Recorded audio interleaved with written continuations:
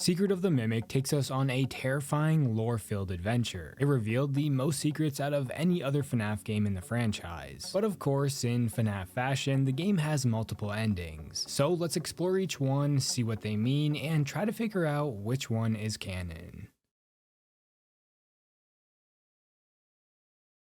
Now, I'm not going to spend time talking about every detail that happened in the game yet. That'll be for a separate video because this game has the most lore I've ever seen. It's almost a little overwhelming. Regardless, let's talk about the first ending. After finding the schematics for the Mimic, we head back to the security room for the last time. The dispatcher congratulates us on doing so. We made it the farthest out of anyone. He tells us to put the data diver in the inventory tube and it'll go right where it's needed. So we do just that. Our job is now complete. The dispatcher continues by simply telling us to leave. He opened the garage gate for us so we can just hop in our van and drive home. A seemingly happy ending. Well, not exactly. We get in our van and while driving away, dispatch comes on over the radio just like at the beginning of the game. He tells us he's been trying to reach us all night and since we didn't answer, he fires us from our position at Fazbear Entertainment. We frantically explain how we just talked to him. He told us to give him the data diver and we could go home. However, instead of listening, he accuses us of misplaced company property, telling us Fazbear Entertainment will hold us personally responsible for lost or stolen property. We stress how we did everything he told us to do, but again, he doesn't listen, and tells us their lawyer will be calling. Suddenly, we see the Mimic in the backseat of our van as he attacks us and the screen fades to black. When the credits roll, we are trapped inside of a Freddy costume while inside the pizzeria, meaning the Mimic stuck us inside a costume just like all of his other victims.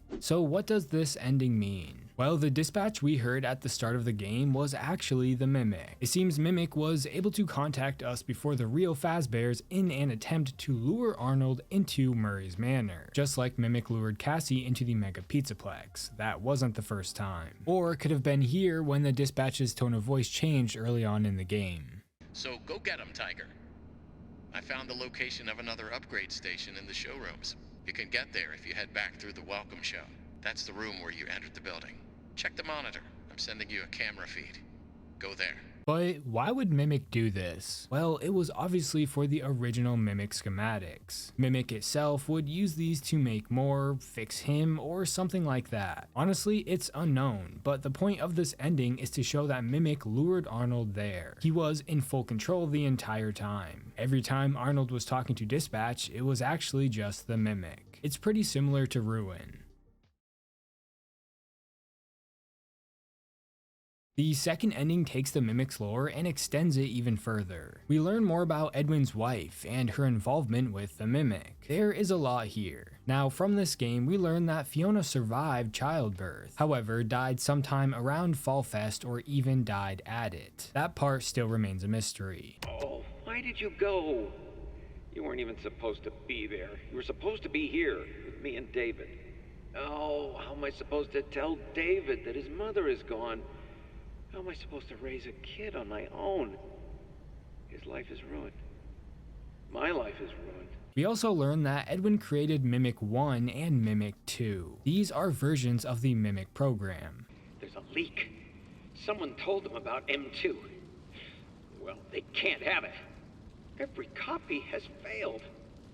I don't even know why it worked the first time. But it did. It's just not ready.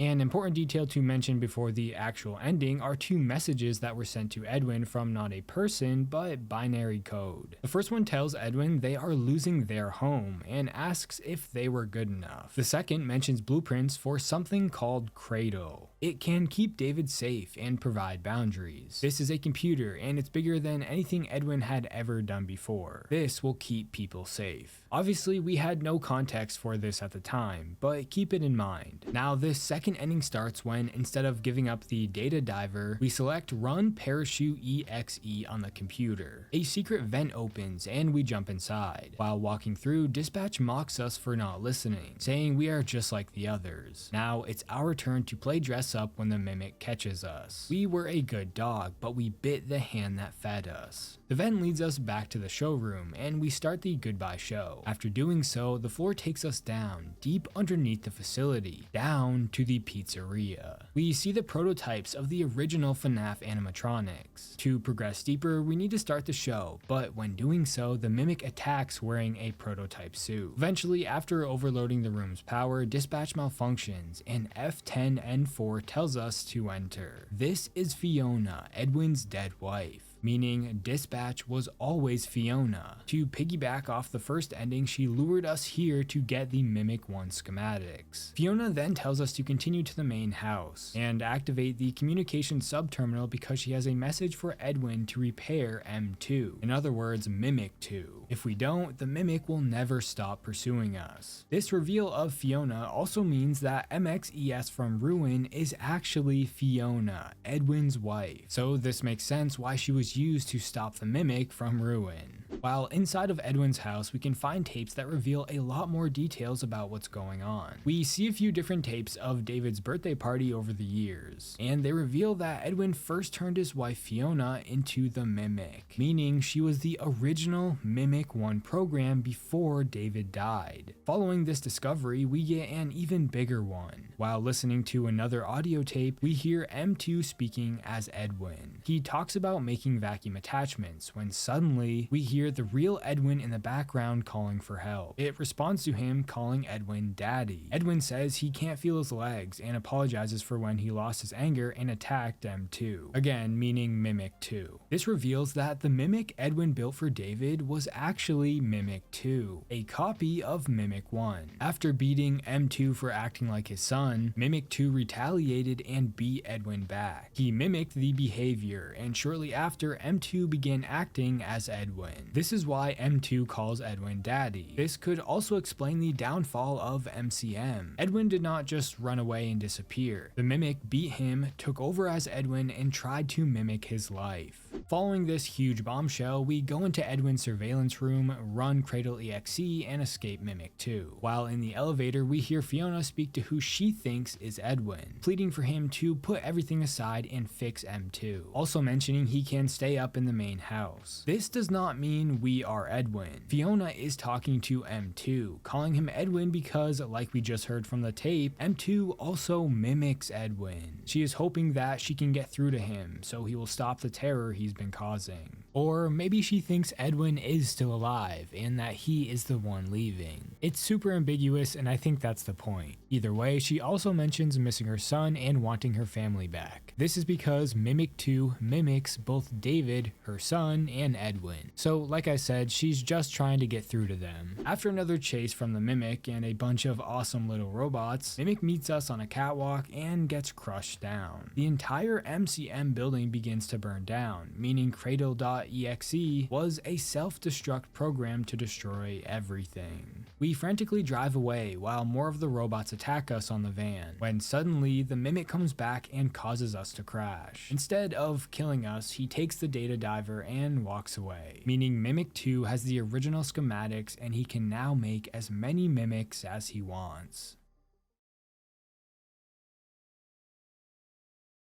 The third ending, again, takes this lore even further, but in a slightly different direction with New Game Plus. Here we can complete the Moon.exe game. When doing so, our new task is to bring him back, David, Edwin's dead son. The game glitches our data diver, which allows us to enter the upstairs rooms in Edwin's house. In these rooms, we can listen to another tape. This is a conversation between Edwin and his robot wife Fiona. She tries to convince Edwin to make another mimic for their son David, and of course, he does. We head into David's bedroom, and when putting his old tiger plush toy onto a pedestal, Mimic appears in the closet. A voice recording of Edwin and Fiona begins to play. They're about to read David a bedtime story. When they ask for David, Mimic, remember this is Mimic 2, starts to shrink down while his eyes turn blue. He comes out of the closet and walks forward. If we correctly choose the right story buttons, Mimic stays as David, and after the story is over, we are able to use the data diver tool to fix Mimic 2. So David grabs his favorite tiger plush toy one last time and lays down. He tells his parents he loves them and goes to bed. We did exactly what Fiona wanted us to do. She lured us into MCM to get the original Mimic schematics so she could put a stop to Mimic 2, but since we wouldn't give them to her, she allowed us to do it instead. This ultimately revealed what she really was, and she had the same symbol on her machine as the one from the Moon game. With the glitched data diver, we were able to get into Mimic's room and put an end to Mimic 2. David. So this means that after David died, Edwin used Fiona's Mimic program to make Mimic 2. It was a copy of Mimic 1. But considering this seemingly means that Mimic 2 was made after David's death, I don't think this ending's canon. Plus, in this third ending, we put a stop to Mimic, which would ultimately retcon the events of Ruin. Unless Fiona somehow made another. I mean, both Mimics are clearly different, but I'll explain this in a moment. So all that being said, which ending is canon or the true ending? Well, I think ending 1 is probably the safest bet because Mimic gets the schematics and his story continues. But I think ending 2 is the real ending for multiple reasons. First, this ending gives more story to Fiona. She was the first Mimic and became MXES, the same computer we see in Ruin. Meaning this ending gave us MXES's backstory. It's Fiona. In Ruin, we are told it's used to stop the Mimic, which makes a lot more sense now because Mimic is her son. But this ending also continues the Mimic story as well. He gets the schematics at the end and just walks away, meaning he would now be able to make more or something like that. This could be why the Mimic in Ruin looks different. It's an updated version that he built or he just upgraded himself. That is why I think ending 2 is canon or the true ending. We learn about MXES and Mimic does not get stopped.